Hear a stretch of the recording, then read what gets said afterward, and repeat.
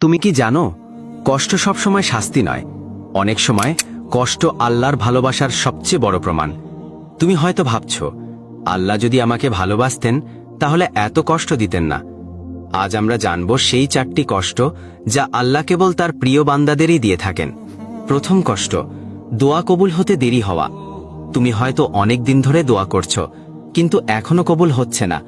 তুমি হয়তো ভাবছ, আল্লাহ কি আমার দোয়া শুনছেন না? কিন্তু সত্যি হলো, তিনি শুনছেন, শুধু তোমার জন্য উপযুক্ত সময়ের অপেক্ষায় আছেন। আল্লাহ চান তুমি ধৈর্য ধরো, আরো বেশি করে তাকে অনুভব করো। তিনি চান তোমার হৃদয় শুধু তার কাছেই নরম হোক। দ্বিতীয় কষ্ট, ঘন ঘন পরীক্ষা।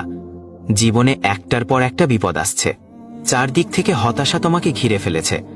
এটাই আল্লাহর ভালোবাসার প্রমাণ।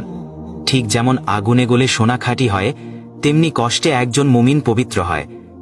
আল্লাহ যখন কাউকে ভালোবাসেন, তিনি তাকে বারবার পরীক্ষা করেন, যাতে সে আরো পরিশুদ্ধ হয়। তৃতীয় কষ্ট, প্রিয় জিনিস কেড়ে নেওয়া। তুমি হারিয়েছ ভালোবাসা, কাজ, অর্থ,